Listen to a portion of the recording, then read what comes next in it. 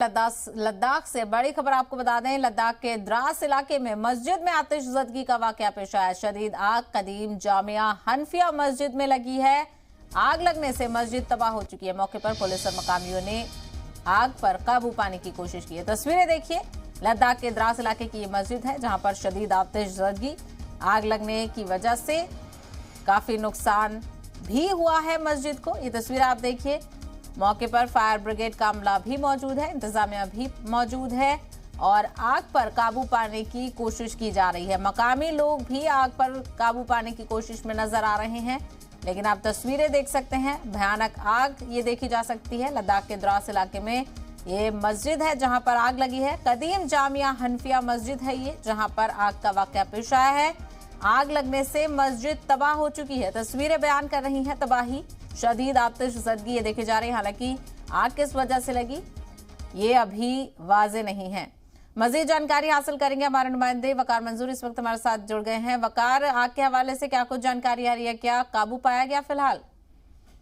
जी बिल्कुल, आज शाम 7 बजे के बाद ही जिला करगिल की जामिया मस्जिद द्रास में आग की वारदात देखने को मिली और उसके बाद ही पूरी मस्जिद वहां पर शहीद हो चुकी है। आपको मैं बताऊंगा कि मकामी लोग और फौज वहां पर मौके पर पहुंचे और आग पर काबू पाने की कोशिशें लगातार जारी थी उनकी, और मकामी लोगों ने वहां पर फायर सर्विस को भी इत्तला दी थी इस हवाले से, मगर बदकिस्मती से फायर सर्विस मौके पर वक्त पर नहीं पहुंच सकी, जिसकी वजह से पूरी तरीके से मस्जिद में नुकसान हुआ है और पूरी तरीके से मस्जिद शहीद हुई है। फिलहाल मकामी लोगों में भी वहां पर नाराजगी देखने को मिल रही है और मकामी लोग मुतालबा कर रहे हैं कि यहाँ पर फायर स्टेशन होने चाहिए सब डिविजनल लेवल पर, जिसकी वजह से बार बार इस तरीके के वाक़ात वहां पर देखने को नहीं मिलेंगे। फिलहाल पूरी तरीके से वहां पर फौज पहुंची है और आग पर काबू पाने की कोशिशें लगातार जारी है। फिलहाल इस वाकये में मस्जिद को जरूर नुकसान पहुंचा है और वहां पर जानी नुकसान की कोई खबर नहीं है, जो राहत बड़ी खबर देखने को मिल रही है। फिलहाल chief executive councillor LAHDCL Kargil Feroz Khan ने भी एक ट्वीट जारी किया है, जिसमें उन्होंने सब डिविजनल लेवल पर फायर स्टेशन कायम करने का मुतालबा लेफ्टिनेंट गवर्नर लद्दाख से किया है। अब देखने वाली बात ये होगी किस तरीके से LG एडमिनिस्ट्रेशन लद्दाख इस चीज को लेती है। अब आने वाले वक्त में ही वो चीजें साफ हो जाएगी। फिलहाल सोर्सेज के हवाले से ये पता चल रहा है कि शॉर्ट सर्किट की वजह से मस्जिद में शाम नमाज से पहले ही आग नमूदार हुई थी। फिलहाल पूरी तरीके से फौज वहां पर मौजूद है और मकामी लोगों को भी वहां पर काबू किया गया है और आग पर पूरी तरीके से अभी कंट्रोल किया जा रहा है। फिलहाल पूरी तरीके से इस मामले की तस्वीर कुछ देर बाद ही साफ हो पाएगी। अभी तक ऑफिशियल स्टेटमेंट इस हवाले से नहीं आ पाया है। फिलहाल सिर्फ chief executive councillor Kargil Feroz Khan ने एक ट्वीट जारी किया है, जिसमें उन्होंने इस खबर की जानकारी दी है और तस्दीक भी की है और लेफ्टिनेंट गवर्नर करगिल और लद्दाख से मुतालबा किया है कि यहाँ पर फायर एंड इमरजेंसी के स्टेशन को कायम किया जाए, ताकि आने वाले वक्त में इस तरीके के हादसा वहां पर देखने को न मिले। बिल्कुल वाज़ेह मुतालबा है ये, चूंकि इस तरह के अगर वाकयात सामने आएंगे तो बर वक्त जो फायर सेफ्टी की टीम्स है वो पहुंचनी चाहिए। चूंकि आप लगातार वकार मंजूर हम तस्वीरें देख रहे हैं, काफी शदीद आग नजर आ रही है। ऐसे में मकामी लोग भी आग बुझाने की कोशिश करते हुए नजर आए, लेकिन काफी नुकसान ऐसा नजर आ रहा है कि इस आग की वजह से मस्जिद को हुआ है।